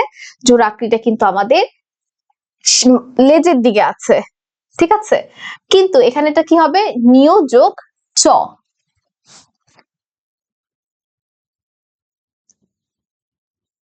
ধ্বনির প্রতীককে কি বলা হয়? ধ্বনির প্রতীককে বলা হয় বর্ণ। এটা খুবই সহজ একটা প্রশ্ন। এরপর দেখো মাত্রাহীন, অর্ধমাত্রা, পূর্ণমাত্রা। আমি একটু আগে 8, 10, 32 বলেছিলাম, কারণ আমি মাত্রাহীনটাকে মাঝে রেখেছিলাম। তোমরা আবার এভাবে কিন্তু 8, 10, 32 দিলে ভুল হয়ে যাবে। তোমাদের কাছে মনে হতে পারে আপু তো একটু আগে 8, 10, 32-এরই যোগফল দেখিয়েছে, কিন্তু আমি সেখানে কিন্তু মাত্রাহীনটাকে মাঝে রেখেছিলাম। কিন্তু এখানে দেখো, এখানে মাত্রাহীনটাকে শুরুতে রেখেছে, তাই 10টা হবে আগে, অর্ধমাত্রা হচ্ছে 8টি এবং পূর্ণমাত্রা হচ্ছে 32টি। তাহলে এর উত্তরটা কি হবে? 10, 8, 32, অর্থাৎ সি। 10, 8, 32, অর্থাৎ 8, 10, 32 আমি শিখিয়েছি দেখে যে সবসময় উত্তর 8, 10, 32 হবে তা কিন্তু না। অর্থাৎ আমাদের প্রশ্নের লক্ষ্য রাখতে হবে অর্ধমাত্রাটাকে আগে বলা হয়েছে, মাত্রাহীনকে আগে বলা হয়েছে, নাকি পূর্ণমাত্রাকে আগে বলা হয়েছে। এখানেও আবার একটু ঝামেলা আছে, ঝামেলাটাকে আমি তোমাদের এখানে ক্লিয়ার করে দিই। এই 10 দ্বারা কিন্তু 4 যোগ 6, এই 8 দ্বারা হচ্ছে 1 যোগ 7, এবং এই 32 দ্বারা হচ্ছে 6 যোগ 26, ঠিক আছে। এইভাবে আমি কেন লিখলাম? এটা হচ্ছে স্বরবর্ণের ক্ষেত্রে, এটা হচ্ছে ব্যঞ্জন বর্ণের ক্ষেত্রে, এটা হচ্ছে স্বরবর্ণের ক্ষেত্রে, এটা হচ্ছে ব্যঞ্জন বর্ণের ক্ষেত্রে। স্বরবর্ণের ক্ষেত্রে, ব্যঞ্জন বর্ণের ক্ষেত্রে এই জায়গাটাতে একটু লক্ষ্য রাখবে। আমাদের পরীক্ষার হলে মাঝে মধ্যে পরীক্ষা কোয়েশ্চেনটাকে একটু কঠিন করে দেয়, মাঝে মধ্যে খুব সহজ ভাবে বলে দেয় যে অর্ধমাত্রা কয়টি, মাত্রাহীন কয়টি, পূর্ণমাত্রা কয়টি, কিন্তু মাঝে মধ্যে পরীক্ষার প্রশ্নে অর্ধমাত্রার আগে লিখে দেয় যে স্বরবর্ণের ক্ষেত্রে অর্ধমাত্রা কয়টি। স্বরবর্ণের ক্ষেত্রে অর্ধমাত্রা হচ্ছে মাত্র একটি, এবং ব্যঞ্জন বর্ণের ক্ষেত্রে হচ্ছে 7টি। 1 যোগ 7 সমান সমান টোটাল অর্ধমাত্রা হচ্ছে 8টি। আবার একইভাবে স্বরবর্ণের ক্ষেত্রে মাত্রাহীন হচ্ছে 4টি, স্বরবর্ণের ক্ষেত্রে ব্যঞ্জন বর্ণের ক্ষেত্রে মাত্রাহীন হচ্ছে 6টি। তাহলে 6 যোগ 4 হয়ে যায় 10, টোটাল মাত্রাহীন হচ্ছে 10টি। আবার দেখো পূর্ণমাত্রার ক্ষেত্রে 6 যোগ 26, স্বরবর্ণের ক্ষেত্রে 6টি, ব্যঞ্জন বর্ণের ক্ষেত্রে 26টি। দেখো এই যে 6, 1 আর 4 কে যোগ করলে কিন্তু আমরা 11 পাই, 6, 7 এবং 26 কে যোগ করলে 39। আমরা জানি স্বরবর্ণ 11টি আর ব্যঞ্জন বর্ণ 39টি। এইভাবে তোমরা হিসাব মিলাতে পারবে। আর দেখো এখানে অর্ধমাত্রায় যে মাত্র একটি মানে আমাদের মাত্রা অর্ধমাত্রা বর্ণ আছে, সেটা হচ্ছে কি? সবাই আমরা জানি রি। বাদ বাকি কোনোটাতে কিন্তু অর্ধমাত্রা না। এই একটা যেহেতু এক, এই জন্য এটা বলে দিলাম, বাকিগুলো তো তোমরা এরকম আসে না পরীক্ষায়। জাস্ট 4 যোগ 6 10, 1 যোগ 7 8, 6 যোগ 26 32, এই সংখ্যাটা মনে রাখার চেষ্টা করবে। তাহলে স্বরবর্ণের ক্ষেত্রে অর্ধমাত্রা আসুক, ব্যঞ্জন বর্ণের ক্ষেত্রে আসুক, বা পুরো টোটাল ধ্বনির ক্ষেত্রে অর্ধমাত্রা, মাত্রাহীন এবং পূর্ণমাত্রা আসুক, তোমাদের আর কোনো সমস্যা হবে না, ঠিক আছে। এই সিরিয়ালটা একটু মনে রাখার সবাই চেষ্টা করবে। আচ্ছা 10, 8, 32 যেটা আমি বললাম, কারণ সিরিয়ালটা এখানে আসলে এমন ভাবে দেওয়া হয়েছে, সিরিয়ালের উপর নির্ভর করে আমাদের অ্যান্সারটা হবে। ধ্বনি নির্দেশক চিহ্নকে কি বলে? ধ্বনিকে নির্দিষ্ট করে দেয় যে চিহ্ন, ধ্বনিকে লেখার জন্য আমরা যে চিহ্নটাকে ব্যবহার করি সেটা কথা বলা হচ্ছে, অর্থাৎ বর্ণ। বাংলা ভাষায় মাত্রাহীন বর্ণ কয়টি? আমরা জানি বাংলা ভাষায় মাত্রাহীন বর্ণ হচ্ছে 10টি। বসচ্ছাদ যুক্ত বর্ণ কোনটি? আচ্ছা তাহলে দেখো কয় টকে আমরা দেখে বুঝতে পারছি, ক যোগ ট, স যোগ ছ, প যোগ ট। অর্থাৎ আমাদের 4টা অপশনের মধ্যে 3টা অপশন যেটা দেখেই বোঝা যাচ্ছে যে এই যুক্ত বর্ণটাকে ভাঙলে আমি কোন কোন বর্ণ পাবো, সেগুলো অবশ্যই স্বচ্ছ যুক্ত বর্ণ। তাহলে বাদ থাকে যে সেই হবে অস্বচ্ছ। আচ্ছা এরপর দেখো যুক্ত বর্ণের কোনটা সঠিক। এখানে আমাদের যুক্ত বর্ণ দেওয়া আছে, আমরা দেখতে পাচ্ছি আমাদের প্রথম অপশন আমাদের এখানে দেখো মাথার কাছে আছে জোড়া আকৃতি, তাহলে এটাই হবে আমাদের সঠিক উত্তর। আমাদের প্রথম অপশন বলছি, প্রথম দিকে কিন্তু আমি তোমাদের এইটা বোর্ডের মধ্যে দেখিয়ে দিয়েছি, 5টা যে দেখিয়েছি সেটার মধ্যে এই 5টা থেকে এসেছে, 5টার মধ্যে এটাও ছিল, এটাও ছিল, এটাও ছিল। তো তোমরা তো জানোই যে বাকিগুলো যে ভুল, তাই না? আমি বলেছিলাম যে আমি যে 5টা দিচ্ছি এই 5টা আসলে মোস্ট ইম্পর্টেন্ট অস্বচ্ছ যুক্ত বর্ণ, এই 5টা একটু মুখস্থ রাখলেই হবে। স্বরবর্ণের সংক্ষিপ্ত রূপকে কি বলে? আমরা জানি স্বরবর্ণের সংক্ষিপ্ত রূপকে কার বর্ণ বলে। কার বর্ণ হচ্ছে 10টি, স্বরেও বাদ দিয়ে বাকি 10টি।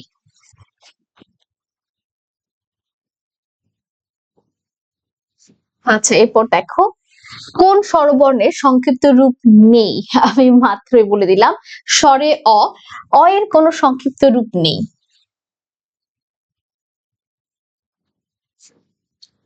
আচ্ছা, তাহলে দেখো আমাদের 27 নম্বর প্রশ্নে কি বলা আছে, বাংলা বর্ণমালায় ফলা কয়টি? আমি কিন্তু কিছুক্ষণ আগেই তোমাদের বলেছিলাম যে আমাদের ফলা মনে রাখার একটা সহজ উপায় আছে, যেটা আমি কিন্তু তোমাদের শিখিয়েছি। মজার লবণ, মফলা জফলা রফলা লফলা বফলা নফলা। তাহলে আমরা দেখতে পাচ্ছি আমাদের ফলা হচ্ছে টোটাল 6টি। মূলত ফলা হচ্ছে অনুবর্ণের একটা অংশ, আর ব্যঞ্জন বর্ণের বিকল্প রূপকে অনুবর্ণ বলে। অনুবর্ণের মধ্যে ফলা আছে, রেফ আছে, বর্ণ সংক্ষেপ আছে। তাহলে দেখো ফলা হচ্ছে 6টি। মজার লবণ। এরপর দেখো বাংলায় কার কয়টি? কার হচ্ছে আমাদের 10টি, স্বরে অ বাদ দিয়ে বাকি 10টি। নিচের কোনটি ফলা? যেহেতু আমি কিছুক্ষণ আগে তোমাদের মজার লবণের মাধ্যমে ফলা 6টি শিখিয়েছি, মফলা জফলা রফলা লফলা বফলা নফলা, তাহলে ফলা হচ্ছে আমাদের জফলা। খুবই সহজ বললাম না? অর্থাৎ যে ফলা 6টা মনে রাখতে পারবে তার কাছে তো এটা খুবই সহজ। স্বচ্ছ যুক্ত বর্ণ, সেখানে স্বচ্ছ যুক্ত বর্ণ কোনটা, যেটাকে দেখে বোঝা যাচ্ছে? এই 3টাকে তো দেখে বোঝা যাচ্ছে না, অর্থাৎ স্বচ্ছ যুক্ত বর্ণ হচ্ছে সি। আচ্ছা, হ যোগ ম, এটা উত্তরটা আমরা জানি। এখানে একটু ঝামেলা হচ্ছে, এখানে হসন্তটা দেওয়া হয়নি, এখানে হসন্ত হবে একটা। ঠিক আছে, হসন্ত মাঝে মাঝে যেন অপশনে কি করে, তোমাদের কাছে মনে হতে পারে যে আপু হসন্ততে এত বেশি কেন উল্লেখ করতেছে। মাঝে মধ্যে অপশনে একটাতে হসন্ত দেয় আর একটাতে হসন্ত দেয় না, যেটাতে হসন্ত দেয় না সেটা সঠিক উত্তর হয় না। এই জন্য হসন্তরও কিন্তু এমসিকিউ তে গুরুত্ব আছে, এটা মাথায় রাখবে। আচ্ছা, এরপর দেখো ব্যঞ্জন বর্ণের বিকল্প রূপের নাম কি? দেখো অনেক সময় আমরা ব্যঞ্জনের বিকল্প রূপ মানেই ফলাকে মনে করি, কিন্তু ব্যঞ্জন বর্ণের বিকল্প রূপ কিন্তু ফলা না। ব্যঞ্জন বর্ণের বিকল্প রূপ হচ্ছে অনুবর্ণ। অনুবর্ণের একটা অংশ হচ্ছে ফলা, একটা অংশ হচ্ছে রেফ, একটা অংশ হচ্ছে বর্ণ সংক্ষেপ। কিন্তু যদি আমাদের প্রশ্নে আসে যে ব্যঞ্জন বর্ণের বিকল্প রূপের নাম কি, সেই ক্ষেত্রে কিন্তু আমরা ফলা উত্তর দিতে পারবো না। ধরো রিসেন্টলি তো তোমাদের বাংলা দ্বিতীয় পত্র বইটা চেঞ্জ করা হয়েছে, ঠিক কয়েক বছর আগেও ব্যঞ্জন বর্ণের সংক্ষিপ্ত রূপকেই ফলা বলা হতো। এই জন্য তোমরা যদি অনেক আগের কোনো বোর্ড প্রশ্ন দেখো, সেই ক্ষেত্রে দেখবে ব্যঞ্জন বর্ণের বিকল্প রূপ প্রশ্নের জায়গায় ব্যঞ্জন বর্ণের সংক্ষিপ্ত রূপকে কি বলে এরকম প্রশ্ন চলে আসে। তো সেই যে ক্ষেত্রে কিন্তু ফলা উত্তর সঠিক দেওয়া থাকে। ধরো তোমাদের যদি কেউ গাইড বই ফলো করো, গাইড বইয়ের যদি অনেক আগের বোর্ডের কোনো প্রশ্ন তোমরা পাও, সেই ক্ষেত্রে দেখবে উত্তর ফলা দেওয়া আছে। কিন্তু যেহেতু তোমাদের নতুন যে বাংলা দ্বিতীয় পত্র বইটা আছে, নতুন বাংলা দ্বিতীয় পত্রের বইয়ে ব্যঞ্জন বর্ণের বিকল্প রূপের উল্লেখ করা আছে এবং সেটার উত্তরটা অনুবর্ণ দেওয়া আছে, তাই আমাদের অবশ্যই অনুবর্ণকে ফলো করতে হবে। এই ক্ষেত্রে গাইড দেখে ফলো করলে কিন্তু উত্তরটা ভুল হয়ে যাবে।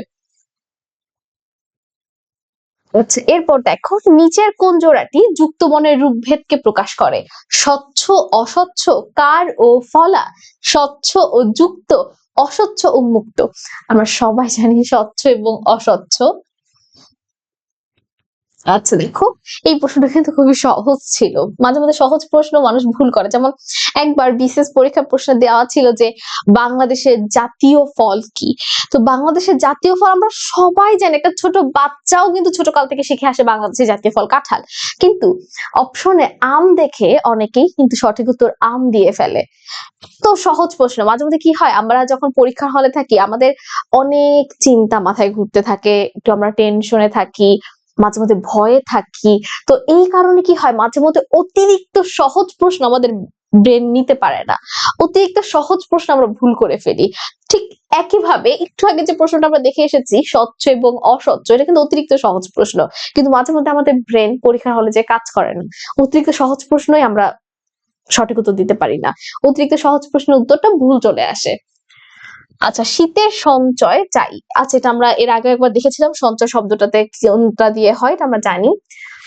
স্বরবর্ণের মোট কয়টি সংক্ষিপ্ত রূপ রয়েছে? আমরা জানি স্বরবর্ণের সংক্ষিপ্ত রূপকে কার বলা হয় এবং কার হচ্ছে টোটাল 10টি। তাহলে স্বরবর্ণের কয়টি টোটাল সংক্ষিপ্ত রূপ রয়েছে? 10টি। আচ্ছা, এর পরের প্রশ্নটা দেখো, ব্যঞ্জনের সঙ্গে কার বর্ণ বা হর্ষ চিহ্ন না থাকলে কোন ধ্বনি আছে বলে ধরে নেওয়া হয়? আমি কিন্তু বলেছিলাম যার কেউ নেই তার স্বরেও আছে, অর্থাৎ অর্ধপ আছে। আমি তো বলেইছিলাম যার কেউ নেই তার কে আছে? স্বরেও আছে। যখন আমি দেখবো কোনো কার চিহ্ন নেই, আবার নিচে যে একটা হসন্ত, একটু নিচে হর্ষ থাকে, সেই হর্ষ চিহ্নটাও নেই বা হসন্তও নেই, সেই ক্ষেত্রে যার কেউ নেই তার অর্ধাপু আছে, তাহলে অবশ্য উত্তরটা কি হবে? স্বরেও। যে বাংলা পারে না তার জন্য অবশ্যই অদ্যাপু আছে। ঠিক একইভাবে কোন শব্দে 3টি ব্যঞ্জন বর্ণের যুক্ত রূপ রয়েছে? আচ্ছা, এখানে কোথায় 3টা যুক্ত রূপ দেখতে পাচ্ছ? অর্থাৎ আমরা তো জানি যুক্ত বর্ণ দ্বারা 2টি বর্ণ একসাথে যুক্ত হয়, কিন্তু এখানে এমন একটা শব্দ দেওয়া আছে যেখানে তিনটা যুক্ত বর্ণ যোগ হয়েছে। আর আমি জানি তোমরা শব্দটা সবাই ভালো মতো দেখতে পাচ্ছ, রাষ্ট্র, শয়টা আবার রফলা, 3টা যুক্ত বর্ণ আছে। নিচের কোনটি সঠিক? আচ্ছা দেখো, নিচের কোনটা সঠিক? আমরা জানি হ যোগ ম, এটা একটা সঠিক, কারণ বাকি এখানে তো পুরো সটাই ভুল দেওয়া আছে, এটাও ভুল এটাও ভুল, তার মানে সঠিক হচ্ছে আমাদের হ যোগ ম। প্রশ্ন, শব্দের যুক্ত বর্ণটির সঠিক বিশ্লেষণ কোনটি? দেখো, এটা উচ্চারণটা যদি কেউ জানো তাহলে কিন্তু এই যুক্ত বর্ণটা আসলে বের করাটা সহজ, উচ্চারণটা কিন্তু এরকম, ঠিক আছে? তাহলে দেখো, কিন্তু তালব্য স কিন্তু হবে না, যুক্ত বর্ণটা আসলে মূর্ধন্য স, কিন্তু আমরা জানি, আসলে তোমরা জানো না, 9-10 এ নাই, আসলে উচ্চারণটা আমাদের ইন্টারে আমরা শিখবো। ইন্টারের ক্লাসগুলো যখন তোমরা করবে তখন দেখবে সেখানে একটা টপিকই আছে শব্দের উচ্চারণ, তো সেখানে আমরা উচ্চারণগুলো আরো জানতে পারবো যে বেশিরভাগ মূর্ধন্য স এর উচ্চারণ তালব্য স এর মতোই হয়। তো যদিও এটা উচ্চারণটা তালব্য স দিয়ে, কিন্তু এটা আসলে মূর্ধন্য স। তাহলে উত্তরটা আমরা জানি মূর্ধন্য স যোগ মূর্ধন্য ন, তাহলে এটাই হচ্ছে সঠিক উত্তর, যদিও উচ্চারণটা তালব্য স এর মতো। বাংলা কার বর্ণের সংখ্যা কয়টি? আমরা জানি বাংলায় কার বর্ণের সংখ্যা হচ্ছে 10টি। আচ্ছা, এরপর দেখো, স্বরবর্ণের সংক্ষিপ্ত রূপ বলা হয় কাকে? স্বরবর্ণের সংক্ষিপ্ত রূপ বলা হয় কার বর্ণকে? এই টাইপ প্রশ্ন অনেক বেশি আসে, দেখবে ঘুরিয়ে ফিরিয়ে একটু এদিক সেদিক করে একই টাইপ প্রশ্ন অনেকবার আছে। আচ্ছা, এরপর নতুন একটা প্রশ্ন এসেছে, এতক্ষণ যাবত আমরা 42 পর্যন্ত করার আগে, অর্থাৎ প্রথম থেকে 41 নাম্বার এমসিকিউ পর্যন্ত এরকম প্রশ্ন কিন্তু আমরা পাইনি। এখন একটা নতুন প্রশ্ন এসেছে, না যুক্ত বর্ণ থেকে, না কার বর্ণ থেকে, না ফলা থেকে, স্বরবর্ণ থেকেও না, ব্যঞ্জন বর্ণ থেকেও না, প্রশ্নটা এসেছে আমাদের সংখ্যা বর্ণ থেকে। আমাদের বাংলায় সংখ্যা বর্ণ কয়টি? আমাদের বাংলায় সংখ্যা বর্ণ হচ্ছে 10টি। এই 10টা হচ্ছে কি 1 থেকে 9, 1 2 3 4 5 6 7 8 9 এবং 10 না, কিন্তু 0, অর্থাৎ 1 থেকে 9 এবং 0, টোটাল 10টা। তাহলে দেখো সঠিক উত্তর হচ্ছে 10, 1 থেকে 9 এবং 0। আচ্ছা, এর পরের প্রশ্নটা দেখো, নিচের কোন যুক্ত বর্ণটি অস্বচ্ছ? আমরা জানি অস্বচ্ছ যুক্ত বর্ণ যেটাকে কি আমরা দেখে সহজে বুঝতে পারবো না। দেখো, এটা কিন্তু কি কোন বছরের প্রশ্ন? বোর্ড প্রশ্ন, চট্টগ্রাম বোর্ড 24-এর প্রশ্ন। তাহলে কতটা গুরুত্বপূর্ণ বুঝতেই পারছো। আমি কিন্তু ক্লাসটা শুরু হওয়ার আগেই বলেছিলাম যে প্রথম 4টা পরিচ্ছেদ 1 2 3 4 এতটা বেশি গুরুত্বপূর্ণ না, যতটা বেশি গুরুত্বপূর্ণ 5 6 7। প্রত্যেক বছর 5 6 7 থেকে একটা একটা একটা করে বোর্ড প্রশ্ন আসে, মাঝে মধ্যে একের অধিকও আসে।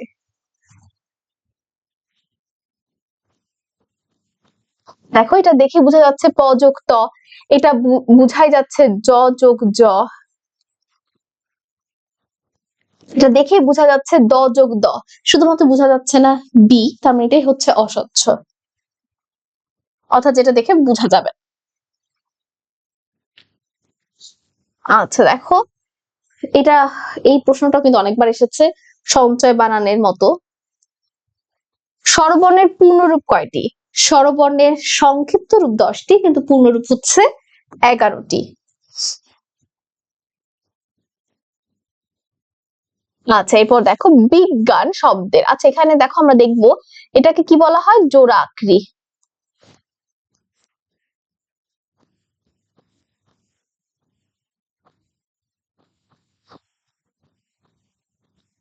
তাহলে দেখো জোড়া আক্রিটা কোথায় আছে, লেজের কাছে আছে। যদি মাথায় থাকতো তাহলে হয়ে যেত নিয় যোগ জ, যেহেতু লেজের কাছে আছে তাহলে সঠিক উত্তরটা হবে জ যোগ নিয়। অর্থাৎ ইয়োটা যদি মাথা মানে জোড়া আকৃতিটা যদি মাথায় থাকে তাহলে এটা সামনে হবে, জোড়া আকৃতিটা যদি লেজের কাছে থাকে তাহলে সেটা শেষে হবে। তাহলে উত্তর সঠিক হচ্ছে বি। অর্থাৎ জোড়া আকৃতির উপর নির্ভর করে আমরা সহজে বুঝতে পারবো। আচ্ছা আবার এই প্রশ্নটা চলে এসেছে, এটার উত্তরটা আমরা জানি, কি উত্তর হবে, স যোগ ন, উচ্চারণটা শন। আচ্ছা দেখো সংযুক্ত বর্ণের, আচ্ছা এটা আসলে সংযুক্ত বর্ণ হবে না, এটা হবে যুক্ত বর্ণ, ঠিক আছে, এটা আসলে ভুল হয়ে গেছে একটু, যুক্ত বর্ণ, সংটা বাদ যাবে আর কি। যুক্ত বর্ণের কোন রূপটি সঠিক? আমরা সবাই জানি, আমাদের এখানে প্রথম রূপটা ভুল দেওয়া আছে, এটা আসলে এখানে কিন্তু আমাদের আকৃতি দেওয়া আছে, এখানে যদি এরকম হতো তাহলে এটা সঠিক হয়ে যেত। তাহলে দেখো এটা সঠিক উত্তরটা হবে ক যোগ মূর্ধন্য ষ সমান সমান কিউ। এটাই বোধহয় শেষ প্রশ্ন। হ্যাঁ শেষ প্রশ্ন আমরা চলে এসেছি, আসলে 50টা না, টোটাল 49টা প্রশ্ন আছে আমাদের এখানে। দেখো সঠিক যুক্ত বর্ণ বিশ্লেষণ করো। যুক্ত বর্ণগুলো সব একই ধাঁচে এসেছে, আমরা জানি এখানে যেহেতু আমাদের জোড়া আকৃতিটা নিচে আছে, লেজের কাছে আছে, তাই এটা শেষে হবে। যদি জোড়া আকৃতিটা উপরে থাকতো তাহলে এটা ক সঠিক উত্তর হয়ে যেত। অর্থাৎ আমি যে 5টা তোমাদের অস্বচ্ছ যুক্ত বর্ণ দিয়েছিলাম, মনে আছে তোমাদের 5টা অস্বচ্ছ যুক্ত বর্ণ, দেখো সবগুলো প্রশ্ন সেই 5টা থেকে এসেছে, মাঝখান থেকে শুধু সঞ্চয় বানানেরটা এসেছিল নিয়োজক চ। তাছাড়া বাকি যত প্রশ্ন তোমরা বোর্ডে দেখবে সব প্রশ্নই হচ্ছে আমাদের সেই 5টা অস্বচ্ছ যুক্ত বর্ণ থেকেই আসা। তার মানে এই 5টা অস্বচ্ছ যুক্ত বর্ণ যদি কেউ মুখস্থ করতে পারে তার কাছে এই চ্যাপ্টারটা খুবই সহজ, কারণ বাদ বাকি সব আমাদের জানা। আর সূক্ষ্ম সূক্ষ্ম বিষয়গুলো তোমাদের একটু লক্ষ্য রাখতে হবে, যে কোথায় মৌলিক বলা আছে, কোথায় শুধু ধ্বনি বলা আছে, কোথায় স্বরধ্বনি বলা আছে, কোথায় ব্যঞ্জন ধ্বনি বলা আছে, কোথায় বর্ণ বলা আছে। এই সূক্ষ্ম সূক্ষ্ম বিষয়গুলো একটু লক্ষ্য রাখতে হবে। এই সূক্ষ্ম সূক্ষ্ম বিষয়গুলো একটু লক্ষ্য রাখলে কিন্তু এই চ্যাপ্টারটা তোমাদের কাছে পানির মতো সহজ হয়ে যাবে। ঠিক আছে, তো আশা করি আজকের এই ক্লাসটা করার পর ধ্বনি ও বর্ণ যে পরিচ্ছেদ 5 আছে, ধ্বনি ও বর্ণ থেকে যেখান থেকে প্রশ্ন আসুক, সেটা মৌলিক ধ্বনি থেকে আসুক বা বর্ণ থেকে আসুক, স্বরধ্বনি থেকে আসুক বা ব্যঞ্জন বর্ণ থেকে আসুক বা ধ্বনি থেকে আসুক, যেখান থেকে প্রশ্ন আসুক তোমরা পারবে। ইম্পর্টেন্ট কিছু তথ্য আমি আরেকবার একটু রিভাইজ দিয়ে দেই। আমি যে সিরিয়ালটা মেনটেন করে তোমাদের মৌলিক 7টা স্বরধ্বনি মুখস্থ করিয়েছিলাম, হ্রস্বই রস্যু এ ও এ স্বরেও স্বরেয়া, এই 7টা এই সিরিয়ালে মুখস্থ রাখবে। ফলাটা মনে রাখার একটা ট্রিক্স আমি তোমাদের দিয়ে দিয়েছিলাম, মজার লবণ, মজার লবণ দ্বারা মফলা জফলা রফলা লফলা বফলা নফলা মনে রাখতে পারবে। আমি টোটাল 5টা অস্বচ্ছ যুক্ত বর্ণ দিয়ে দিয়েছি, এই 5টা অস্বচ্ছ যুক্ত বর্ণ পড়লে ইনশাল্লাহ যথেষ্ট তোমাদের জন্য। তাছাড়া খুঁটিখাটি বিষয়গুলো যেমন 30টা মনে রাখার একটা টেকনিক আমি দিয়ে দিয়েছিলাম, যে ক থেকে ম পর্যন্ত টোটাল 25টা থেকে 2টা বাদ যাবে, নিয় এবং মূর্ধন্য, এই দুটো বাদ গেলে থাকে 23টা। 3 ধরনের র, বয়শূন্য র, ডয়শূন্য র, ঢশূন্য র, তারপর হচ্ছে 2 ধরনের স, তালব্য স, দন্ত স, তারপর হচ্ছে হ এবং ল, টোটাল হয়ে গেল 30টা। অর্থাৎ মৌলিক স্বরধ্বনি, মৌলিক ব্যঞ্জনধ্বনি, আবার মাত্রাহীন বর্ণ কয়টি, অর্ধমাত্রা কয়টি, পূর্ণ মাত্রা কয়টি, 8, 10, 32, 8কে ভাঙলে আমরা পাই 1 যোগ 7 স্বরবর্ণের ক্ষেত্রে, একটা ব্যঞ্জন বর্ণের ক্ষেত্রে 7টা। তারপর হচ্ছে আমরা মাত্রাহীনকে ভাঙলে পাই 4 যোগ 6 স্বরবর্ণের ক্ষেত্রে 4টি, ব্যঞ্জন বর্ণের ক্ষেত্রে 6টি। পূর্ণ মাত্রাকে ভাঙলে আমরা পাই 6 যোগ 32 স্বরবর্ণের ক্ষেত্রে 6টি, ব্যঞ্জন বর্ণের ক্ষেত্রে 32টি। এই যে টুকিটাকি বিষয়গুলো আছে এগুলো আশা করি একটু লক্ষ্য রাখলে, সূক্ষ্ম বিষয়গুলো একটু মনোযোগের সাথে যদি তোমরা একটু দেখো, আর অবশ্য পরীক্ষা প্রশ্ন ভালো মতো পড়তে হবে, তাহলে ইনশাল্লাহ এই অধ্যায় থেকে বা এই পরিচ্ছেদটা থেকে যেখান থেকে প্রশ্ন আসুক তোমরা পারবে। সকলকে অসংখ্য ধন্যবাদ আমাদের সাথে কষ্ট করে এতক্ষণ এই ক্লাসটি করার জন্য। আমি কানিজ ফাতেমা অর্দা আজ ক্লাসটি এখানেই শেষ করছি। আসসালামু আলাইকুম, আল্লাহ হাফেজ।